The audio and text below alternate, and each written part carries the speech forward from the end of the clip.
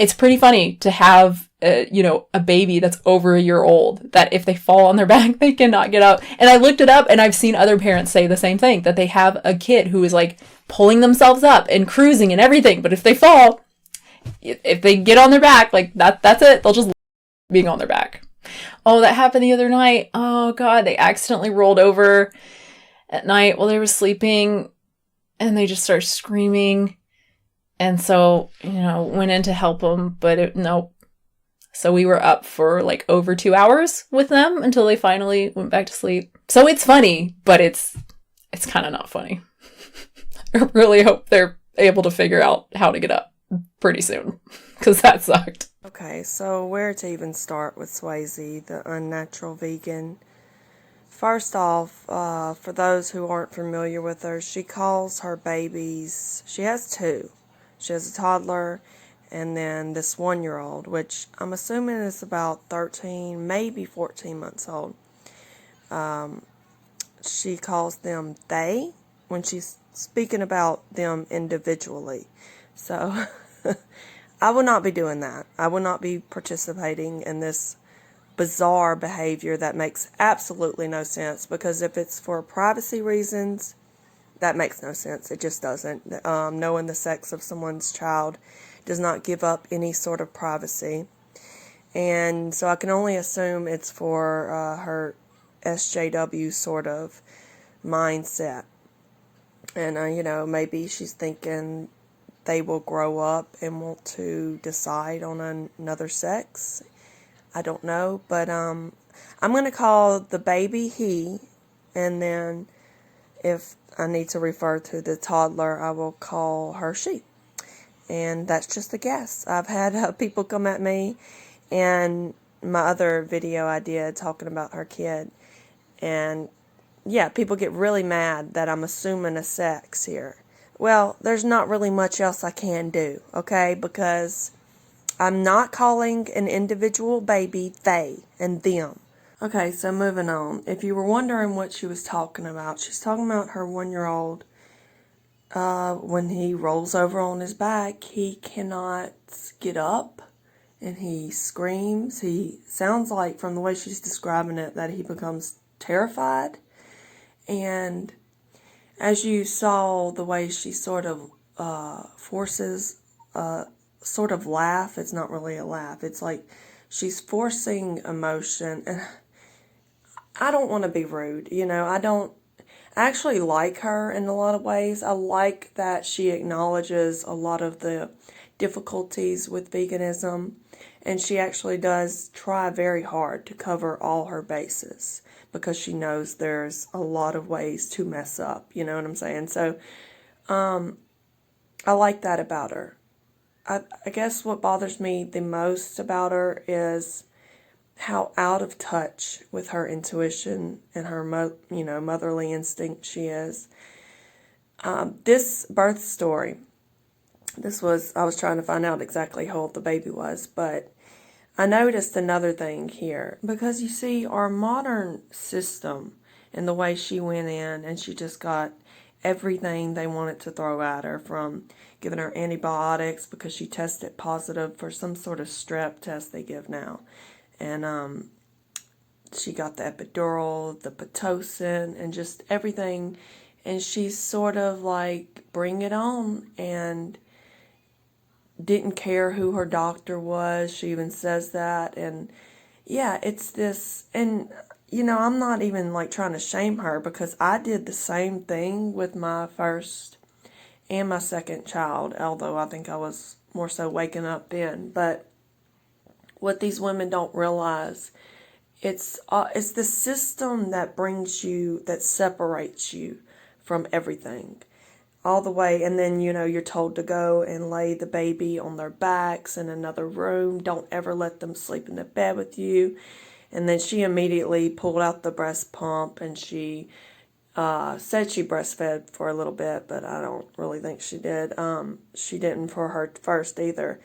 And like I said, I'm not trying to shame her for all this. This is the way our society tells women to be. So and she really, really looks up to the medical sort of advice. You'll hear her talking about what they recommend all the time. And yeah, and she's back on, or actually she never came off of her antidepressants. So yeah, it's whatever the medical advice is, whatever the consensus is, she's fully in support of that, and she's looking for whatever advice they're given.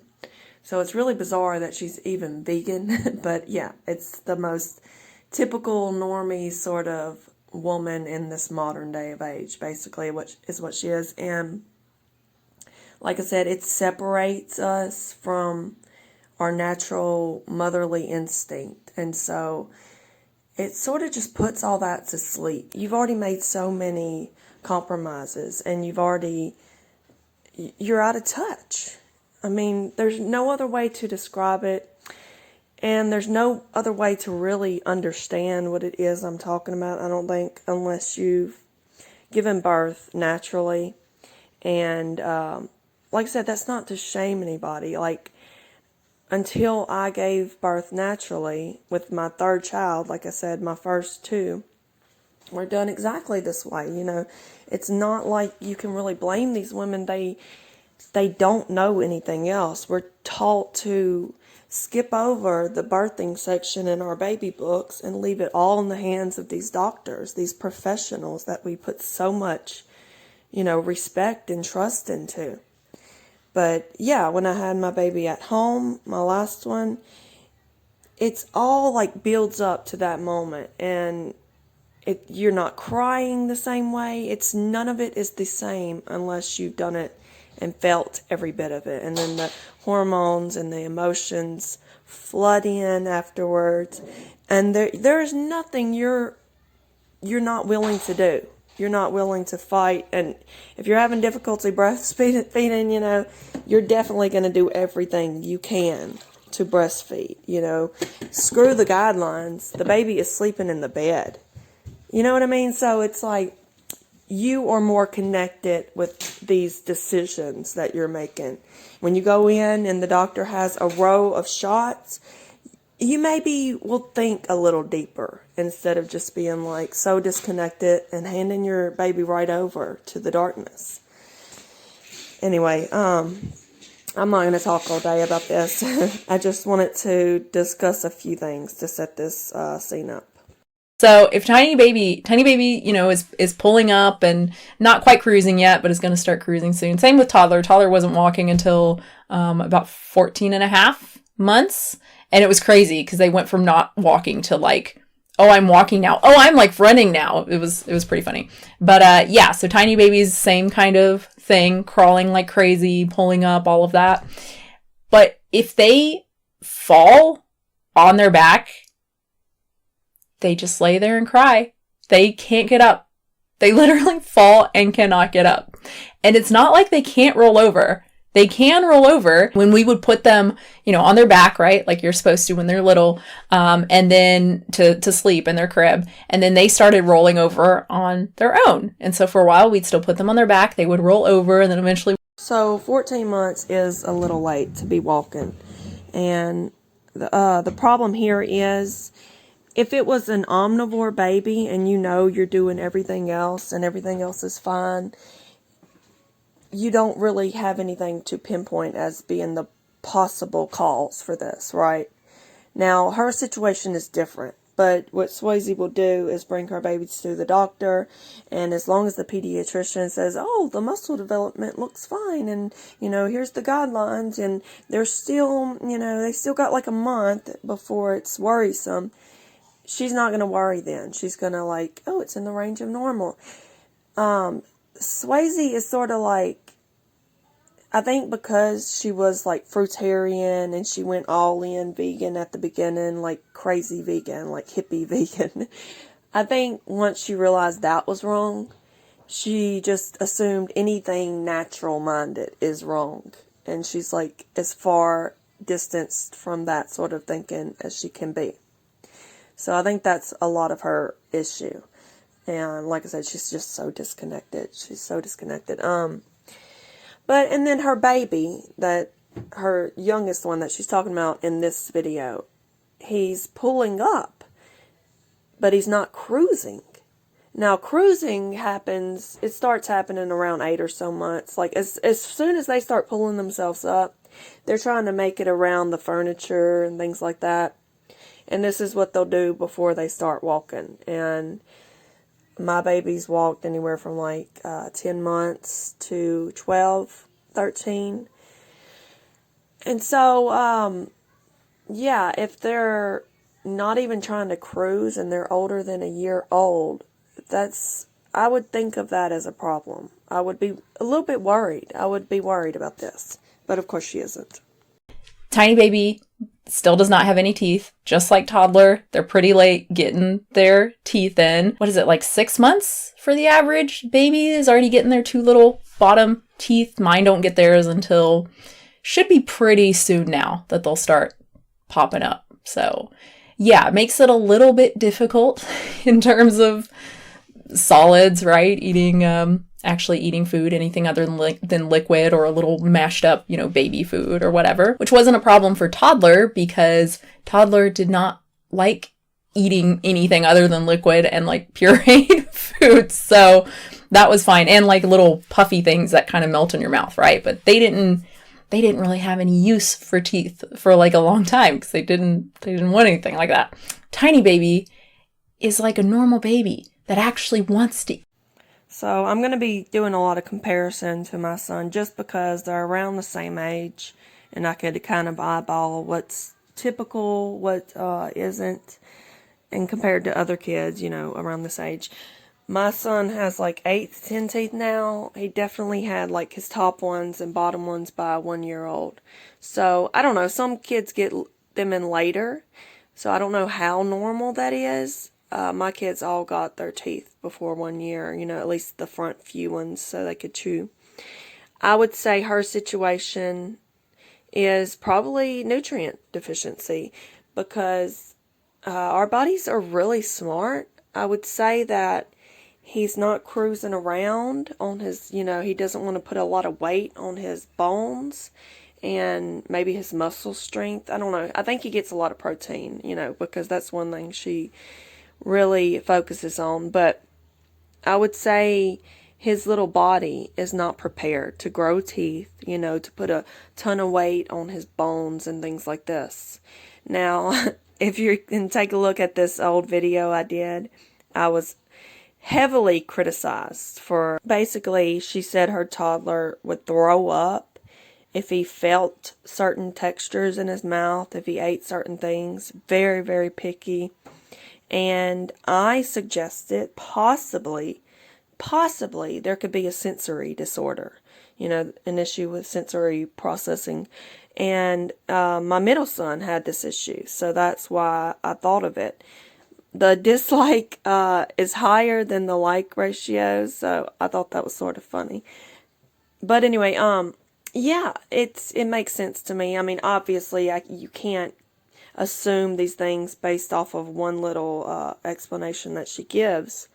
But I just know these are some of the telltale signs. And we can't see her kids, so it's really hard to know what's going on. I honestly think this is one of the main reasons she won't show them. And I feel like she almost has a responsibility to do this because she knows. She talks about how hard it is to get this diet right, how easily you can screw it up and run into all these deficiencies. Because of this, I feel like she has a responsibility to show her kids and talk about these things because she is telling other people they can feed their kids this way, basically. I don't care about the disclaimers and all of that. If you're putting stuff out there, you're giving others ideas, So, yeah, sensory processing disorder is you end up being very, very picky, and then you end up running into more deficiencies because of that. I think it can be caused by deficiencies. It's a neurological thing. My son's, it happened after his vaccines. But it could have been caused from the deficiencies because he sort of just quit eating everything. He became very, very picky, and certain textures, certain smells would make him gag, throw up. That's not normal. I mean, I don't care what anybody says. That's not normal. You should have an appetite. You should want to eat things. So basically, her baby is having normal reactions to food, and she's not used to that. He wants to eat, but he doesn't have the teeth. So we're going to get into the food, the actual food she gives them. Then toddler, most of their calories were coming from milk, from formula specifically, until really just recently, the last several weeks or so. We've just been slowly kind of phasing it out. I think I talked about moving to formula very early on with tiny baby. I think I talked about it in the birth story or whatever, or maybe it was another video, but yeah, with toddler, they were on breast milk for mostly breast milk. They got formula a few times, mostly breast milk for, I'm not sure, I want to say 8 months or something like that. And then I started moving more and more to formula, or maybe I went completely, I don't know, doesn't matter. But Tiny Baby's been on it since very early on because I had the same problems with breastfeeding. I pulled out those pump parts and I about died. Like I had totally repressed all of those memories of pumping and just how awful it was. But as soon as I saw him.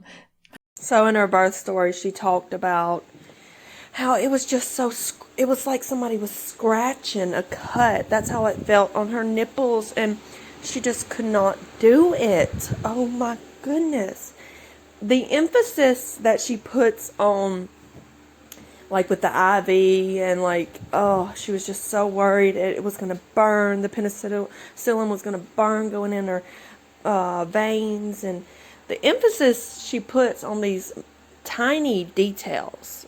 She may have a sensory issue, but yeah, it just lets me know how disconnected she is. She's worried about these stupid little details. Like, of course, breastfeeding is freaking awful at first when your nipples are bleeding and cracking and the baby is just smacking and popping on them and they're engorged and you're leaking everywhere. It was awful for like the first few months. I think I wondered if it would ever end, if it were, every time they start to heal up, they start bleeding and cracking again. And yeah, and pumping is all the worst because, well, you're like tied to the pump forever. If you're trying to, pump milk around the clock, you have to do that every few hours or so. It is a pain in the ass. It's a pain in the ass. But you have to feed your baby, right? You have to feed your baby, and there's nothing that comes close to breast milk. So if you have that option, you've got to fight. You've got to pull through. You've got to do everything in your power to make sure your baby gets that, especially a vegan baby, He needed that breast milk, and he got formula. But you know what? At least it wasn't some sort of almond juice concoction like a lot of these other, oh dear God, hemp juice and whatever else. They're putting dates and bananas in their baby's little drinks.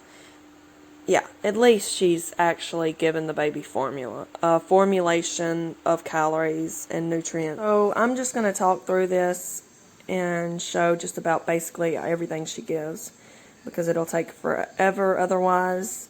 It's all basically packaged, bagged, vegan junk for the most part. This is some processed tofu, so at least they're getting protein. Yeah, she emphasizes the protein. She says she gives full-fat soy milk, so at least she, understands fat is also important. Yeah, what's there to really say? It's all packaged, bagged. She has like her fake meats that she gives them, pulls out of the freezer. She has nut butters, just everything you can buy from Costco. That's what she gives. As long as it's vegan, it's okay. And she basically tries to cover her, the hidden spots by like choline and omega-3s. Oh dear God. Listen to this. Get more milk with formula, just a little bit of formula in it, and some DHA, a little bit of canola oil for omega-3s, and a tiny bit of sunflower lecithin for choline. They do get a good amount of choline from the soy milk that they drink because they're having, 2 cups or something like that a day. But just for a little extra insurance, we like to use the sunflower lecithin. We did the same thing with toddler too. And once they're eating more and like different stuff, we'll use more flax and hemp and chia, stuff like that for omega-3. So she heavily depends on her supplements, and I didn't even show that, but the typical stuff, the B12, D3. I didn't even know what this lecithin was, this sunflower lecithin. And while I'm talking, I will show basically more canned stuff, canned fruit, canned carrots. Oh, dear God.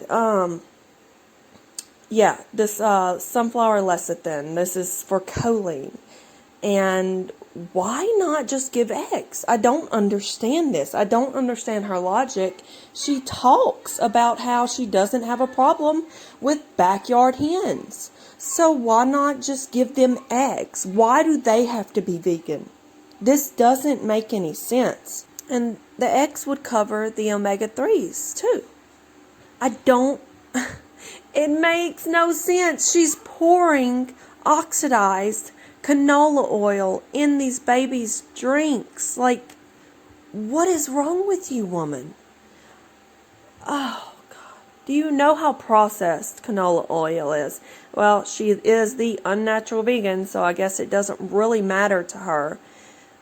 Does she? Surely she knows about the 3-to-6 ratios. She understands all this. I think there are certain algae that, have a good omega-3, and then a lot of those can be polluted, and a lot of these supplements I'm hearing really bad stuff about. But yeah, again, why not just give them eggs? Why not?